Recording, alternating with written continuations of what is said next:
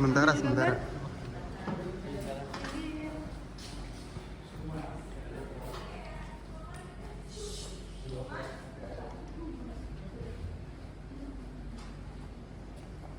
Media saya berikan waktu selama 2 menit ya. Siap, yang mulia. Terima kasih banyak.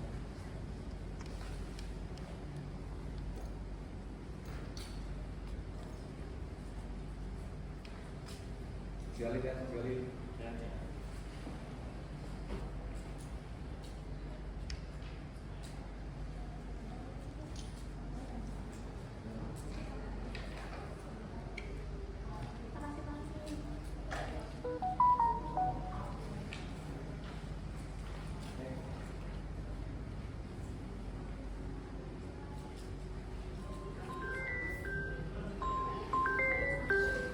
Aman. Bareng nggak apa-apa, boleh. Barengan aja, ayo. Berdua bareng. Bareng aja biar langsung. Ya udah maaf. Ya oke. Oke. Aman Bang suara. Ya, Rob. Handphone. Iya, Iya bentar. ya agenda sidang hari ini follow up dari kemarin ya. Jadi kemarin kan sudah saya diharapkan memberikan jawaban dari agreement kita berdua. Jadi saya sudah submit dan hard copy agreement kita berdua yang mengenai harga gunung ini dan hak asuh anak. Dan ini sudah dijelaskan ya sama pengacara kita bahwa ada harta gunung ini sudah dibagi dan ada hak asuh anak yang sudah diberikan juga ke Mbak Asri. Jadi semua sudah saya jawab dan semua sudah oke. Jadi nextnya yang ke depan itu lebih ke arah saksi, Buktian surat dan saksi. Antrian saksi. Mungkin setelah itu putusan putusan putusan. Pengusaha perbaiki peradilan ini bidara Sumatera dengan 2 tahun penalti mati SH Jadi itu di breakdown kemarin ya. Udah di breakdown sih. Apa ya? Dan poinnya Kak? Rumah, nafkah. Mungkin nafkahnya sendiri minta berapa sih? Kisarannya? Kisaran. Berapa? Mas Gali? Iya, satu anak tuh 5 juta ya. Iya. Kalau lebih 5 juta satu anak dalam sebulan ya. Itu juga di luar dari biaya-biaya yang lain kalau ada Sekolah, rumah sakit itu masih di luar itu. Itu berdasarkan kesepakatan berdua atau permintaannya dia. Ya itu berdasarkan kesepakatan berdua. Artinya sudah jauh-jauh hari dibilangin ya bahwa nanti Mas Gali bakal menanggung semua itu. Iya, sudah dibilang jauh-jauh hari. Sesiap apa sih Mas Gali untuk kemudian menafkahi anak-anak itu? Memang Ya sudah alhamdulillah biasa. ya, yang namanya rezeki buat anak ya kita akan selalu usahakan dan alhamdulillah selalu ada. Jadi ya saya berkomitmen untuk bisa memenuhi ini. Memang bisa ngasih lebih ya. memang sebelumnya memang senilai itu ya atau memang tuh lebih gede dari biasanya? Oh, biasanya lebih gede ya. Tapi makanya saya ingin selalu memberikan terbaik lah buat anak saya. Jadi untuk rumah sendiri memang dibagi dua untuk bersama di luar atau seperti apa? Enggak, buat otomatis itu buat anak-anak sama Mbak Asri karena saya lebih mengutamakan keselamatan mereka. Ada ya at least ada tempat tinggal kan. Anak-anak juga butuh tempat tinggal juga, jadi saya lebih prioritaskan anak-anak dan istri. Mbak Asri sendiri sebenarnya udah datang Mbak mungkin? Ini ada kesibukan ya, ada pekerjaan juga, jadi nggak bisa hadir. Tapi masih komunikasi dengan Mbak Asri dengan baik atau seperti apa? Ya, masih komunikasi. Kan kemarin kita juga baru ambil raport tuh. Raport anak kita ketiga kita datang bareng terus kita ngobrol. Kita tahu progres si Ibrar tuh harus lebih fokus untuk untuk ejaannya dan belajar hitungnya. Jadi ke depannya kita akan fokus. Memang sudah sepakat untuk co-parenting gitu atau seperti apa belumnya? Ya, pasti akan seperti Mbak Asri bilang, kita bukan suami istri lagi, tapi kita masih jadi bapaknya anak-anak, ibunya anak-anak. Pasti kita akan co-parenting terus nih, apalagi kita kan tahu masing-masing punya kelebihan dan kekurangan masing-masing. Jadi kita harus selalu tahu progres masing-masing. Memahamkan Kan ke yang anak. Lu kan udah tahu mungkin ya soal masalah depan yang kecil nih pasti nanya papi kemana kok nggak pulang ke rumah kayak gitu nanya Ya itu akan ada waktunya ya, pasti akan ada waktunya kan. Saya akan ada sesi dengan dia sama ketika kecil, saya akan kasih tahu kenapa papi nggak di rumah gitu. Tapi yang penting kan papi akan hadir terus nih, misalnya di weekend atau kalau papi lagi ada waktu luang, papi bisa pergi nih jalan-jalan buat misalnya beli mainan apa gitu. bilangnya apa mungkin kalau pada nggak di rumah atau nggak tidur di rumah sama anak-anak? Cara memberikan pemahaman gitu. makan. Oh lagi kerja, bentar, lagi kerja keluar kota nanti pulang bawa mainan gitu sih, jadi biar seneng. Sejauh ini anak-anak yang kecil gimana sih Mas? Mungkin cukup menerima dengan Komentar. alasan yang ada apa gimana? Ya pasti kadang-kadang nyariin, tapi kan sudah dikasih tahu sebelumnya. Mereka selama dikasih pengertian ini kok, ngertiin kok. Apalagi kalau nanti oke papi ini datang nih bawa mainan, mereka akan senang. Nah, jadi Kalau anak yang sulung tuh mas, kan dia udah tahu, jadi udah paham. Tuh ada menanyakan apa masalahnya atau gimana gitu. enggak, anak saya sih sudah memang sebelum kejadian ini sudah saya briefing dari awal. Jadi dia sudah tahu lah kurang lebih kenapa kita bisa. Jadi sebelum dia naik, saya udah kan saya sifatnya kan kayak temen ya ke anak saya. Approach-nya bukan sebagai bapak tapi sebagai temen.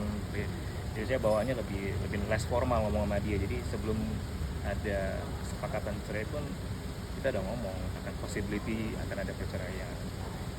Ada kekhawatiran nggak sih mungkin jadi waktu berkurang dengan anak, jauh dari anak? Karena kita lebih mikirnya saya ke quality time ya, karena kan saya nggak ada tiap hari sekarang di rumah, ya pasti saya akan lebih fokus ke quality time. Jadi saya akan memaksimalkan waktu yang ada pada saat momen bersama saya, gitu. Pastinya seperti itu. Bagi waktunya gimana sih mas?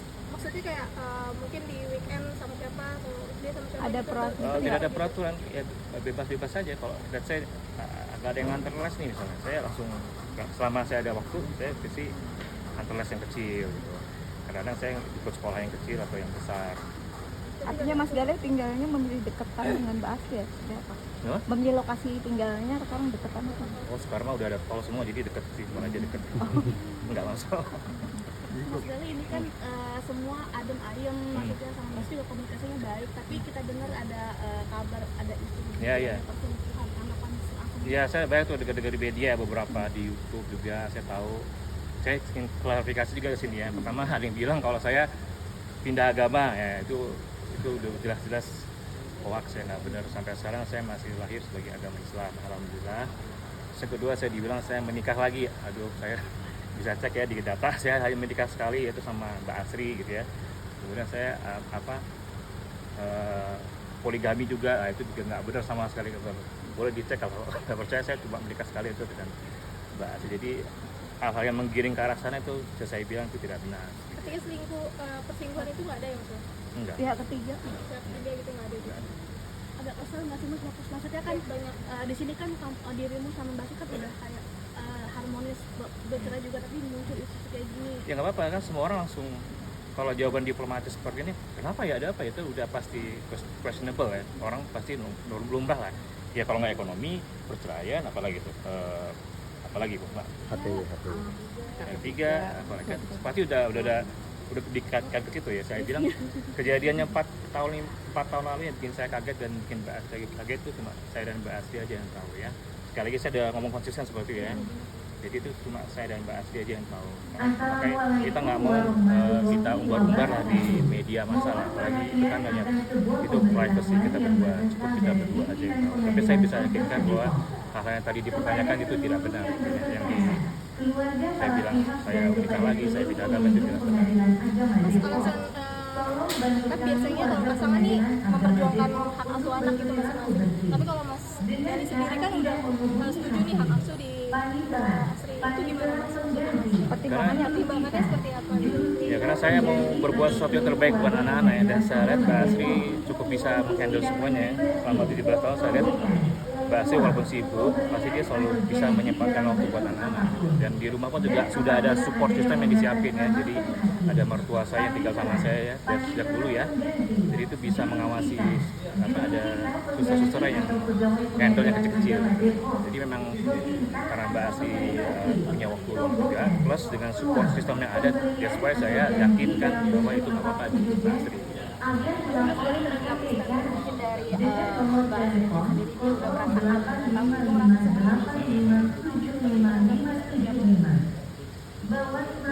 Ya kalau mungkin merasa sendiri ya mungkin itu ya terjadi miskomunikasi, jadi kesalahan. Kita juga sudah diskusi tuh kenapa dia ngerasa sendiri segala macam, tapi at the end diskusi kita ya deadlock ya, nggak ada solusi. Dan solusinya malah lebih memilih ke perpisahan. Pasti saya sudah sangat berusaha, Mbak Asri juga sudah berusaha untuk bisa terus ya ketika sudah ya sudah takdirnya, jadi nggak selalu deadlock, nggak ada titik temu. Tapi mungkin apakah ada dengan kuasa hukum Asri Kabila Silent treatment enggak sih, kita selalu terbuka ya. Justru kalau silent treatment lebih bahaya lagi ya. Justru kita terbuka, justru kita selalu ngomong, justru selalu ngobrol. Makanya bisa semulus ini ya karena kita ngobrol terus gitu. Nggak ada silent treatment bisa 1 hari 2 hari 3 hari nggak ngomong tuh nggak ada. Justru pas saat sudah bercerai masih terus komunikasi. Mas kan ini karena pisah rumah itu 2 tahun. Sebelum itu ada pisah ranjang nggak? Ya otomatis kalau pisah rumah berarti pisah ranjang. Sebelumnya itu. dan Sebelum itu enggak sih. Nggak ada. Seingat saya nggak ada. agenda selanjutnya mungkin tanggal berapa dan agendanya apa?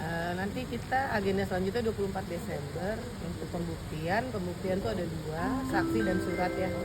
Untuk saksi dan surat nanti dalam satu agenda.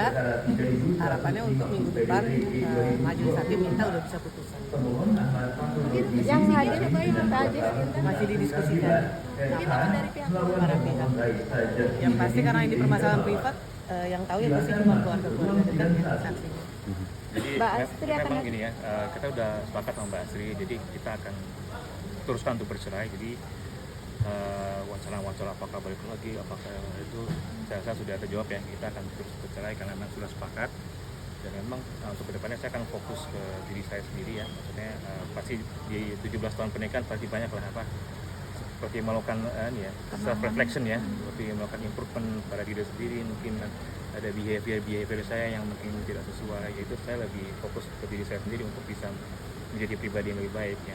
Dan juga pastinya dengan kejadian ini yang benar-benar suatu cobaan yang menurut saya cukup challenging ya di tahun 2024 ini adalah tahun dimana benar-benar saya menerima banyak cobaan yang bukti-bukti selain ini juga ada hal-hal lain. Jadi saya merasa mungkin ini memang saatnya saya lebih mendekatkan diri lah ke Allah Subhanahu Wa Taala. Mungkin ini juga cara Allah untuk menegur saya bahwa ada beberapa hal yang saya kurang, maka saya lebih ke introspeksi diri ya. Nanti setelah bercerai bagaimana ceritanya saya juga nggak tahu. Saya juga apakah mau coba untuk nggak, saat ini saya lebih arah untuk mematikan perasaan saya. Maksudnya kalau saya masih terus pakai perasaan saya itu mungkin agak susah nanti move on ya. Tapi saya lebih pakai logika dan realistis ya, dan dengan fakta yang ada ya, supaya lebih gampang move on-nya gitu. Jadi kita memang sepakat sudah cerai dan kita akan teruskan proses ini, dan nanti moga-moga dalam waktu dekat putusan sudah ada dan kita sudah cerai. Jadi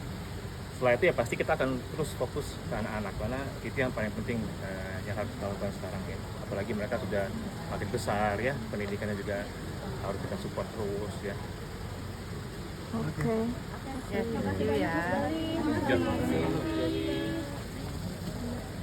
No, Reno.